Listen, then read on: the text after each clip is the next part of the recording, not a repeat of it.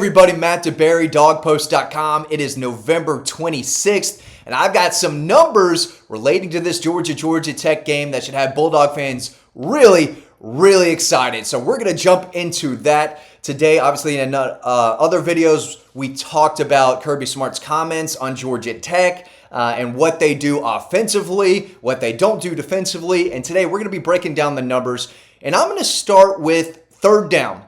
Right, because I think that's going to be a big key to this game. Georgia's got to get stops. I think they can. I'm not sure if Georgia Tech can get a bunch of stops defensively against Georgia's offense, but Georgia can really put this game away if they can get some third down stops. Now, it won't be easy because Georgia Tech is converting on 48% of their third downs.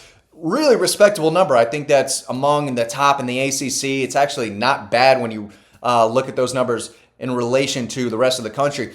Georgia is 46th in the nation in third down defense. They're giving up a first down 36% of the time. That's got to improve, and it has improved over the last few weeks. Now, there was a time when that was kind of a weakness of the defense. They could not get off the field on third down, but they're getting better. They're playing better defense more and more and have been since about the second quarter of that Mississippi State game and on. So third down is going to be key. Georgia's got to get stops there, but it means winning first and second down. Because if Georgia Tech gets in third and shorts all day long, they're going to be able to hang in this game because they're pretty good on third down. And this is a no field goals game for Georgia Tech, by the way.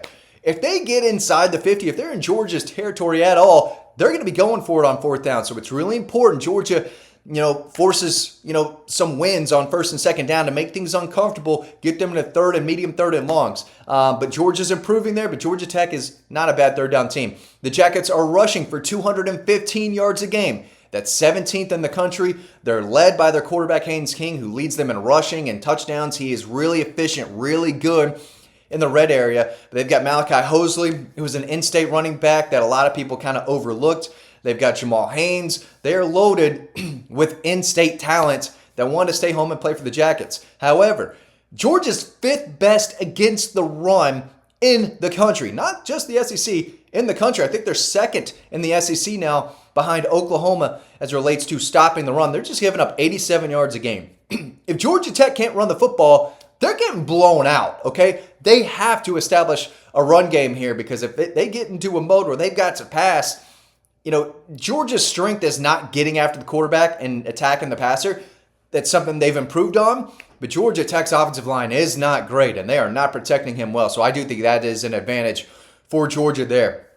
So the Jackets are running it well, 17th in the country, but Georgia's 5th in the country in stopping the run. They're very good there, and I think that's going to be a big part of this game. If that run defense can hold up and get those stops on third down, it's going to be really tough for Georgia Tech to stay in this game. What about the red area, right? In the red zone, Georgia, 8th in the country in red zone defense. Georgia Tech is the 7th best red zone offense.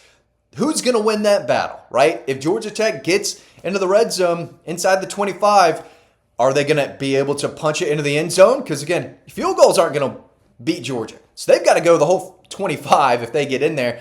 And Georgia's done a really good job of forcing stops and forcing field goals, especially as the season has moved along. Now, there were plenty of times where they were giving up scores, especially early in the game when the opponent would get inside their 25 and 15 and 10. But they've done a nice job of improving there, and especially around the goal line. So we'll see who wins that red zone battle. Is it Georgia Tech's offense or is it that Georgia Bulldog defense? Buster Faulkner is going to have a big say in how that goes. I meant to mention this in another video, but Kirby Smart, who has known Buster Faulkner for a long time, the guy used to coach at Georgia, right, helped develop Stetson Bennett, and I think a lot of Georgia fans would love to have Buster Faulkner back at some point down the road. He's tied up with Tech for, I think, 3 or 4 years now. They gave him an extension, well-deserved, but the guy knows what he's doing, and Georgia's defense better be playing well. But here's what Kirby Smart had to say about Buster Faulkner, who is running that Georgia Tech offense in a big way. He said, quote, "He did an incredible job for us. He's always innovative, always looking at new ideas. He's a good teacher. He's aggressive. He does a really great job. the way he does things, and I've seen that carry over there. He does a really good job with their offense, utilizing the skill set of the players that he has. He looks at things in the perspective of touches, who has to get the ball, and how do you adjust, but not losing the core values of being able to run the football and having toughness. Yeah, they can throw it around a little bit. Isaiah Canyon is a wide receiver they have, really young kid. He was from Warner Robins. He's got length. That's a guy that can break tackles. So we're just going to have to make sure he does not get open and win those jump ball scenarios if he gets the opportunity there. But they want to grind you down. They want to play smash mouth, run right at you football, but they do it in a crafty and innovative way because Buster Faulkner does know what he's doing. And that has led them to being 5th in the country in total offense. They're averaging 485 yards a game. Georgia is 14th in the country in total defense. The defense has really come a long way, and the numbers statistically, Georgia's defense they've gotten better and better in terms of, statistics and all that type of stuff. But they're 14th in the nation in total defense. They've got their hands full, but let's talk about the defenses that Georgia Tech has played against, okay? Let's go through this schedule. If you didn't know this already, Georgia Tech beat a really bad Colorado team 27-20. Not impressive. They beat up on a cupcake Gardner-Webb. They beat a bad Clemson team by 3, 24-21. Clemson's not very good. So at the time, that looked like a solid, impressive win. Not anymore. You beat a bad Clemson team by 3. That's what happened. You beat Temple, all right? Cupcake number 2. Basically Austin Peay or Marshall. They beat them 45-24. Then they escaped Wake Forest. Thanks to the officials. The officials really helped Georgia Tech in this game. But Wake Forest is bad. And Georgia Tech beat them in overtime 30-29. They got down in that game. It did not look pretty. And Wake Forest is not good, okay? Wake Forest barely beat my Kennesaw State Owls, okay? That was like 10-9. It was ugly. Wake Forest stinks. And Georgia Tech barely beat them in overtime. Virginia Tech, they stink. Georgia Tech beat them soundly, 35-20, like they should. Should be giving up 20 points to Wake Forest and Virginia Tech and Temple and Clemson and Colorado, though. I'll say that. That is not great. Against Duke, might be their best win of the season, 27-18. But listen, as I go through this, what defense is great? Clemson's loaded with talent on defense, but none of these teams can stop anybody. That's ACC defense. So yeah, Georgia Tech is rolling through these defenses like a knife through butter, okay? And they're doing what they need to do against bad opponents. Against Syracuse, that's another cupcake. They're basically Charlotte or Austin Peay, right? Beat them 41-16 like they should because Syracuse stinks.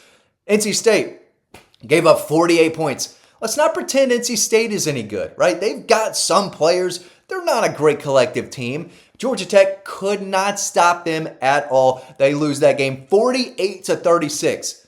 Not a good loss at all. And that's where you started to see the chinks in the armor that Georgia Tech has. And that's when you start to see the defense completely fall apart. They barely beat a bad Boston College team, 36-34. You're giving up 34 points to Boston College. Gunnar Stockton, Mike Bobo, they got to be licking their chops. They can't wait for Friday to get here. Because if they're seeing this Georgia Tech team give up 48 to NC State, 34 to Boston College, 42 to Pittsburgh, Georgia could score in the 50s in this game if that was the goal. If the goal was, hey, Kirby Smart, the only way to win this game is to score 50 points, they could do it. They could get it done. That's what I believe. They've got to go out and do it. But let's not pretend like Georgia Tech has faced any decent defenses this year because they just haven't. They are ranked number 106 in the nation in total defense.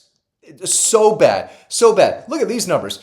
Georgia Tech has allowed 124 points over the last 3 games. 41.3 points a game. They're giving up 1,481 total yards. That's close to 500 yards a game. They're giving up 6.4 yards a play. And this is just over the last 3 games, right? NC State, Boston College, and Pittsburgh. And they forgot how to tackle. They forgot how to play sound defense. I don't know what it is. Maybe they're just tired. Maybe they are not good enough to hold up defensively for 12 games, right? They said, we'll give you 9. After that, we're toast. We're done. Can't stop anybody. That's what it seems like. And again, 106 in the nation in total defense, giving up 409 yards a game. That is beyond terrible. so bad. Georgia's 29th in the country in total offense, averaging 430 yards a game. That's with them basically going through the motions against the three cupcake teams.